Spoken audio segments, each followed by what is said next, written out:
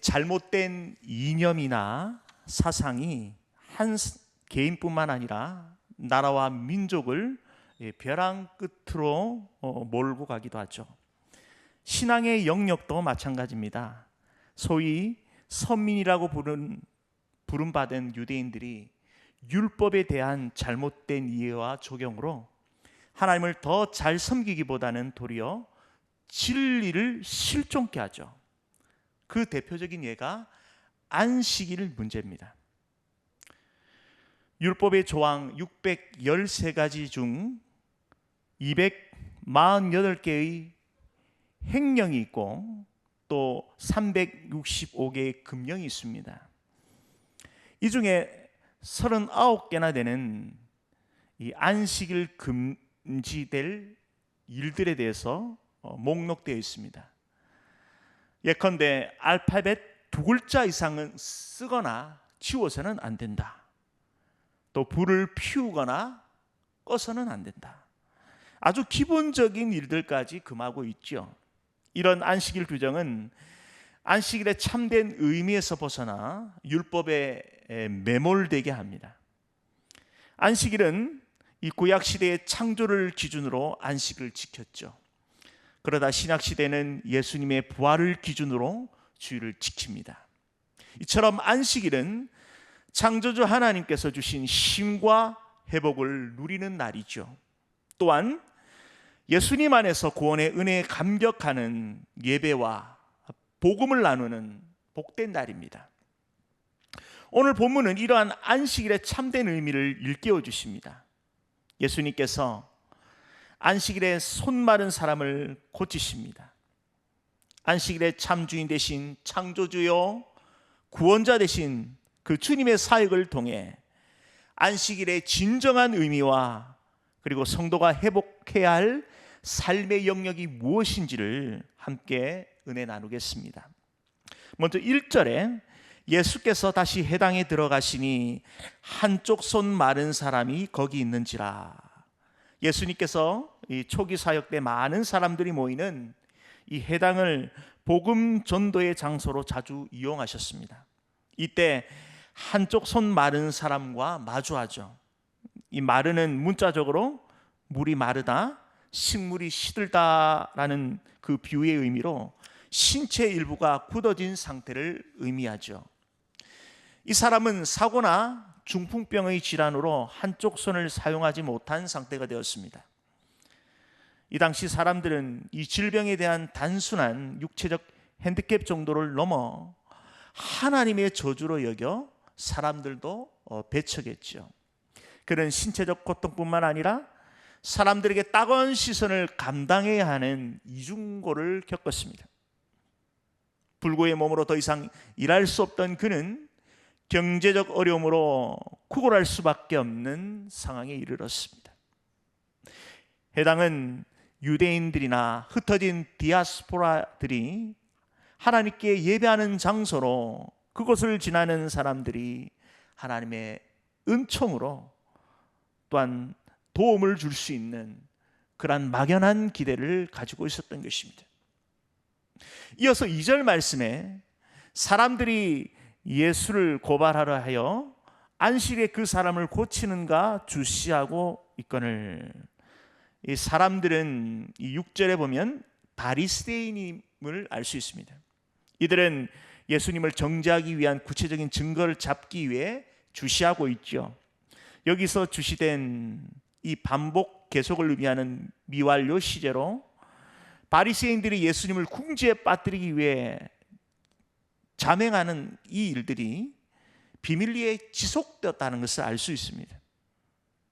이는 예수님께서 자신이 안식일의 주인이라 하며 제자들이 안식일의 밀밭에서 곡식을 자른 그 행위를 정당화시킨 것에 대한 허점을 잡기 위한 것이죠. 바리새인들은 겉으로 하나님을 잘 믿는 척 하지만은 실제로 잘못된 율법관에 사로잡혀 있습니다. 그들이 모세에게 준 하나님의 율법에 정통했다면 율법의 참된 의미도 알았을 뿐만 아니라 참 메시아이신 예수 그리스도를 알아봤을 것입니다. 그러나 그들은 영적 무지로 주님을 알아보지 못하죠. 율법의 참된 의미를 살피기 위해 율법에 대해 잠시 살펴보겠습니다. 율법은 세 종류가 있습니다. 제사법과 시빈법과 도덕법이죠. 제사법은 하나님께 제물을 하나님께 바치는 법입니다. 시민법은 의식법이라고도 하는데 선민이 지켜야 할 생활 규례죠. 도덕법은 이 십계명으로 율법의 핵심으로 하나님께서 모세에게 친히 두 돌판에 새겨주신 계명으로 613가지 조항의 율법을 10가지 계명으로 요약하고 있습니다. 제사법과 시민법은 신약시대에 와서는 예수님께서 성육신하셔서 그 십자가와 부활로 다 이루어 주셨기 때문에 더 이상 성도는 지키지 않아도 됩니다. 영적 의미, 영적 교훈만이 있는 것이죠. 이미 그리스도께서 다 완성해 주셨기 때문에 우리는 복음 안에서 자유롭게 누릴 수 있는 법입니다. 단 도덕법만큼은 하나님을 사랑하는 법 1계명부터 4계명까지, 그리고 이웃을 사랑하는 법 5계명부터 10계명까지 영원한 규례로 반드시 지켜야 할 계명인 것입니다. 이 계명을 지키는 자에게 천대까지 복을 주고, 그리고 이 계명을 소홀히 여기는 자에게는 하나님께서 반드시 그것을 물으신다는 것입니다. 10계명과 그리고 마태복음 5장의 그 팔복은 천국 시민의 자질과도 같은 것이죠. 바리새인들은 율법의 핵심인 이 도덕법 10계명을 붙잡고 사는 것이 아니라 시민법, 의식법에 목을 매는 것입니다. 수험생이 출제 범위를 벗어나 중요하지도 않은 그 범위를 붙잡고 끙끙대는 열등생과 같은 것이죠. 문제는 이들의 열심이 대단한 겁니다. 율법의 참된 의미가 하나님을 사랑하고 이웃을 사랑하는 것인데 그 의미를 상실하고, 그리고 잘못된 잣대로 사람을 판단하고 비판하지요. 예수님 당시 가장 비판의 대상이 되었던 바로 종교 지도자들이었습니다. 바리새인들과 그리고 서기관들이죠. 물론 다 그런 것은 아니지만 대부분의 이 바리새인과 서기관들은 이 타성에 젖어 진리를 외면한 채 살다가 결국 망하게 되는 것입니다. 계속해서 3절에 예수님께서 손 마른 사람에게 이르시되 한가운데 일어서라 하시고, 이 손 마른 사람은 하나님께서 그리스도의 그 특별한 권위로 공개적으로 치유하십니다. 예수님께서 안식일의 바른 의미를 깨닫기 위해서 또 이러한 공개적으로 치유하신 것입니다. 종교 지도자들의 그 충돌을 막기 위해 안식일이 아닌 다른 날에도 치유할 수도 있지요. 그러나 대적들의 반발을 불러일으킬 것을 잘 알고 계셨지만 조금도 위축되지 않고 당당하게 행하셨습니다. 예수님은 그들에게 선포하십니다. 물러서지 않으셨습니다. 성도는 이 세상에 환영받는 사람들이 아닙니다. 하나님의 말씀과 뜻이 세상의 이치와 일치할 때는 그대로 따라가면 됩니다. 대치될 때는 하나님의 말씀에 순종해야 하는 것이죠. 충돌이 일어나는 것입니다. 성도는 세상의 눈치를 보고 사람의 눈치를 보는 것이 아니라 천국 시민으로서 하나님의 법을 이 땅 가운데 지키고 순종하는 사람들이죠. 그렇기에 때로는 원치 않는 어려움도 각오해야 하는 것입니다. 비진리와 싸워야 하는 것이죠. 예컨대 하나님의 창조 질서와 정면으로 대척점에 있는 이 동성애, 동성혼과 같은, 또 자유로운 집회의 자유와 복음 전도의 제도권적으로 제약이 있는 이 포괄적 차별금지법과 같은 법안에 대해서 결코 자시해서는 안 되는 것입니다. 기도만 할 것이 아니라 신앙의 자유권을 보장하기 위해 때로는 거리에 나가서 목소리도 내고 여러 매체를 통해서 국민 주권을 행사해야 하는 것입니다. 예수님께서도 성전 정화 사건을 통해 보여주셨죠. 하나님께 예배는 구별된 성전에 세상적 가치가 들어오는 것을 단호하게 거부하셨습니다. 행동하는 신앙이었습니다. 성도 여러분, 1517년 마틴 루터가 유럽의 첫 종교 개혁의 포문을 열 때를 생각해 보십시오. 당시 유럽의 기독교는 종교적 타성에 젖어 더 이상 종교적 정화 기능을 완전히 상실한 상태였습니다. 누구도 그 당시 기득권이었던 로마 카톨릭을 향해, 교황을 향해, 교회를 향해 잘못했다라고 말할 수 없었지요. 신학 교수였던 마틴 루터는 비텐베르크 성당에 95개 반박물을 붙이기 전 수십 번 아니면 수백 번 골머리를 썼을 것입니다. 비진리 앞에 행동하지 않으면 안 되는 그 용기가 결국 하나님 앞에 시대에 쓰임받는 아들로 쓰임받았습니다. 자신의 행동으로 인해 교수직에서 물러날 수도 있습니다. 자신과 가족과 주변 사람들의 안전이 보장될 수 없는 상황일지라도 그 길을 걸어갔던 것이죠. 일방 통행을 영어로 원웨이라 합니다. 한 길이죠. 바로 자신이 살 수 있는 여러 갈래의 길이 있습니다. 그렇지만 죽을 수도 있는 단 하나의 옳은 길을 선택하는 것입니다. 성도 여러분, 우리는 단 하나의 옳은 길을 걸어갑시다. 이 길이 성도가 가야 할 길이죠. 우리 주님께서 단호하게 바리새인들을 꾸짖으셨던 그 말씀인 것입니다. 4절에 안식일에 선을 행하는 것과 악을 행하는 것, 생명을 구하는 것과 죽이는 것 어느 것이 옳으냐 하시니 그들이 잠잠하거늘. 이때 생명을 구하는 것은 단순히 육체적 생명뿐만 아니라 영혼의 구원까지 가리키는 포괄적 의미죠. 사실 유대의 서기관, 율법 연구를 집대성한 카라카의 해석에 따르면 안식일에 생명을 구하는 일은 반율법적 행위가 아닌 것이죠. 그 율법의 정신을 그대로 살리는 것이다 라고 그렇게 해석하고 있습니다. 바리새인들은 이 생명이 위급할 때만 치유해야 된다는 인위적인 규정을 따로 세웠다는 것입니다. 예수님은 이런 율법에 대한 불완전한 해석을 재선포하신 것입니다. 안식일에 사람의 생명을 살리고 피조물의 타락 이전에 완전한 상태로 회복하는 것, 바로 이것이 안식일의 목표인 것입니다. 목적인 것이죠. 바리새인들은 예수님의 그 질문에 아무런 대답도 하지 못합니다.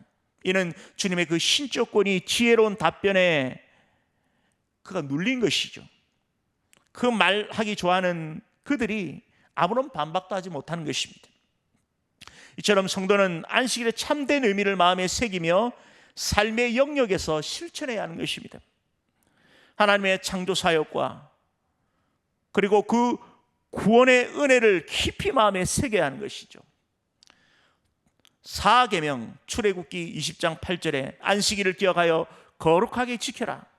창조와 구원의 은혜를 기억하고 거룩하게 지키는 주일 예배를 소중히 여겨야 하는 것입니다. 우리가 주일 가운데 가장 소중하게 따로 구별해야 되는 시간이 바로 주일 한 날입니다. 우리에게 주신 그 일주일 가운데 제7일은 다른 6일과 다른 한 날입니다. 창조와 구원을 기념하고 하나님께 감사하며 예배드리는 날이죠. 그리고 일주일 동안 살아갈 능력과 힘을 공급받는 날입니다. 주일 예배를 놓치게 되면 다른 날 드리면 되지, 아닙니다. 성경적 원리가 아니죠. 주일은 다른 날과 구별된 거룩한 특별한 날입니다. 이 날은 하나님께 온 가족이 예배당에 나와 예배드리는 특별한 날입니다. 바로 하나님의 은혜와 능력과 복을 공급받는 날이지요. 주일 예배를 놓치게 되면 일주일 동안 살아갈 영적 양식을 놓치게 되는 것입니다. 이날만이 주실 수 있는 그 은혜와 능력과 복을 받아야 하는 것이죠. 저와 여러분이 주일 성수 그리고 안식일을 잘 준수하여서 하늘의 만나를 갑절로 공급받으시길 축원드립니다. 또한 주님께서 본절에 지적하셨던 것처럼 안식일에 선을 행해야 하는 것이죠. 당연히 우선순위는 하나님께 마땅히 드려야 할 예배이죠. 또한 우리의 시선이 나와 우리 가정과 우리 교회 울타리를 뛰어넘는 복의 통로로 확장되어야 할 것입니다. 오늘 해당에 구걸하는 손마른 사람과 같이 우리 주변에 누군가의 도움을 절실히 필요한 이가 있습니다. 우리가 능히 형편이 좋아서 많은 사람을 돕고 섬기고 일으켜 줬으면 좋겠지만 우리의 삶이 그렇게 녹록지 않죠. 그럼에도 우리는 소외되고 힘든 이웃을 향해 작은 배려가 필요합니다. 큰 도움이 아닐지라도 진심이 담긴 소박한 표현을 통해 때로는 누군가에게 다시 굳어진 손을 뻗게 하는 힘이 될 것입니다. 성도는 복음 공동체로 언제나 누군가에게 좋은 이웃이 되어야 복음 전할 수 있는 접촉점이 생기는 것입니다. 사도 바울은 데살로니가 교회를 향하여 이렇게 당부하죠. 데살로니가 후서 3장 13절에 형제들아 너희는 선을 행하다가 낙심하지 말라. 데살로니가 성도들을 향하여서 하나님의 그 받은 사랑을 흘려보내는 그 일에 포기하지 말고 낙심치 말고 행해라는 것이죠. 이웃 사랑을 실천하는 축복의 마중물이 됩시다. 계속해서 5절에 그들의 마음이 완악함을 탄식하사 노하심으로 그들을 둘러보시고, 예수님께서 바리새인들을 향하여 두 마음을 표출하시죠.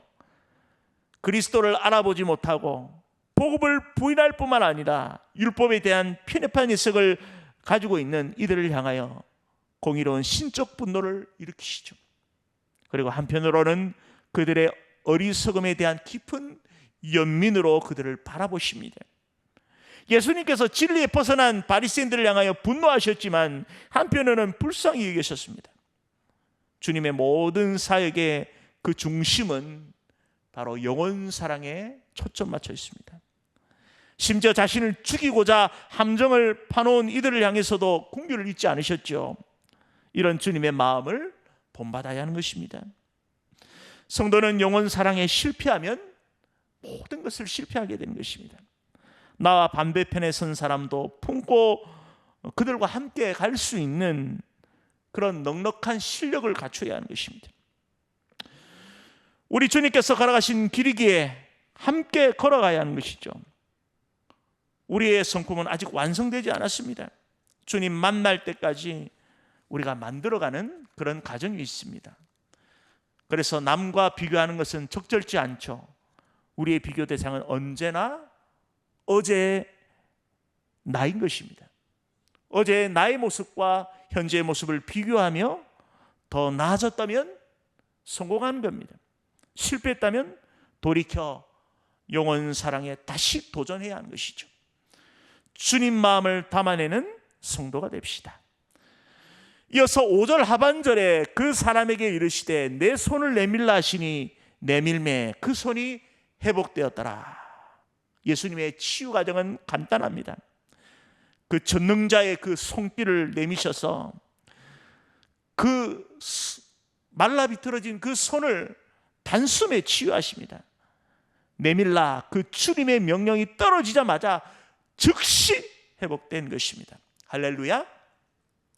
회복은 이전 상태로 완전히 돌아오다는 뜻이죠. 하나님 나라의 회복은 나타낼 때도 바로 이러한 용어가 쓰임되는 것입니다. 우리 주님께서 오신 것이 바로 이 창조 질서의 회복인 것입니다. 회복은 창조보다 더 나은 상태로 새 하늘과 새 땅을 의미하는 것이죠. 누구든지 이 손 마른 사람처럼 예수님께 나오는 자는 그리스도 안에서 새롭게 회복되는 놀라운 생명의 은혜를 얻게 되는 것입니다. 이것이 바로 복음의 놀라운 능력인 것이죠. 오늘 이 복음의 놀라운 현장 가운데 서 있습니다. 그 기적의 주인공은 2000년 전 주님께서 치유받은 이 손 마른 사람뿐만 아니라 바로 이 자리에 앉아있는 저와 여러분인 것입니다. 말라 비틀어진 손처럼 죄와 허물로 죽었던 우리가 그리스도의 십자가의 공로로 구원받고 장차 하나님 나라의 거룩한 존귀한 하나님의 권속자로 서 있는 것입니다. 성도 여러분, 이 놀라운 은혜를 누리는 수혜자로서 우리가 복음에 빚진 자의 삶을 살아갑시다. 이 놀라운 현장 앞에 이 방해꾼이 있죠. 6절에 바리새인들이 나와서 곧 헤롯 땅과 함께 어떻게 하여 예수를 죽일까 의논하니라. 원래 바리새인과 헤롯 당원들은 앙숙지간입니다. 친한 사이가 아닙니다. 정치적 이념과 그리고 종교적인 갈등으로 하나 될 수 없는 이들이었습니다. 헤롯 당원들은 정치적 야망이 강했기 때문에 로마 정부에 아첨하여 기득권을 행사했죠. 반면에 바리새인들은 유대의 중심적인 민족주의자로서 이들을 배척했다는 것입니다. 서로 대척점에 있는 이들이 예수 그리스도를 저가하는 일에 야합하게 되는 것입니다. 어제의 적이 오늘의 친구가 된 것입니다. 이처럼 하나님 나라 확장 생명을 살리는 그 놀라운 복음의 현장 가운데 방해꾼, 협작꾼이 있음을 알아야 하는 것입니다. 그것은 예수님 당시 종교 지도자들 뿐만 아니라 바리새인과 헤롯 땅 또는 복음 전파의 방해꾼 역할을 감당했던 것입니다. 이를 영적 의미로 살펴보면 우리의 신앙생활에 있어서도 날마다 좋은 날만 있는 것이 아니죠. 우리가 넘어가야 할 산들이 많이 있습니다. 우리의 걸음을 멈추게 하고 우리의 어깨와 우리의 삶의 걸음을 약화시키는 이들과 상황과 형편과 처지가 있다는 것이죠. 그런 가운데 우리는 그 길을 멈추지 말아야 하는 것입니다. 그리스도의 발자취를 따라가며 때로는 줄석 앉아버릴 그러한 상황 가운데서도 우리 주님께서 걸어가셨던 그 길을 묵상해야 하는 것입니다. 사순절이 시작되었죠. 우리 주님께서 걸어가신 그 십자가의 길, 그 길을 우리는 묵상해야 하는 것입니다. 우리가 매년마다 부활절을 바라보고 있습니다. 부활절 이전에 그리스도의 십자가와 그 십자가의 그 고통의 그 질고를 우리는 깊이 묵상하는 삶을 살아내야 하는 것입니다. 십자가를 통과해야 부활이 있는 것이죠. 하나님의 은혜를 경험한 자는 이러한 십자가도 능히 지겠다라는 그런 결단의 자세가 필요한 것입니다. 바리새인들이 보통 사람들입니까? 상당한 파워와 실력을 갖춘 이들입니다. 우리의 힘으로 감당할 수 없지요. 그러므로 우리는 늘 기도하며 믿음의 실력을 길러야 하는 것입니다. 세상은 더 교묘하고 악해집니다. 진리로 무장하지 않으면 안 됩니다. 말씀, 복음으로 무장하고 기도하며 이미 승리하신 예수 그리스도를 바라보며 넉넉히 이기게 하실 그 주님을 바라보며 나아갑시다. 말씀을 맺겠습니다. 오늘 손 마른 사람들이 예수님께 나와 치유받는 은혜를 경험했습니다. 이 놀라운 은혜의 현장이죠. 저와 여러분도 그 은혜의 혜택자로 영원한 구원의 은혜를 누리고 있습니다. 그리고 안식일의 참된 의미를 재확인시켜 주셨죠. 창조와 구원의 은혜를 기억하며 감사하며 예배하는 삶이죠. 또한 선을 행하며 영원 사랑을 실천하는 삶입니다. 예나 지금이나 복음의 협작권이 있지만 이미 승리하신 주님을 바라보며 기도하며 복음의 충실한 삶을 걸어갈 때에 길을 잃지 않는 것입니다. 우리 주님께서 말씀하십니다. 내 손을 내밀라. 내 손을 내밀라. 우리 모두 참된 안식을 누리며 받은 사랑을 흘려보내는 복의 통로가 됩시다. 기도하겠습니다.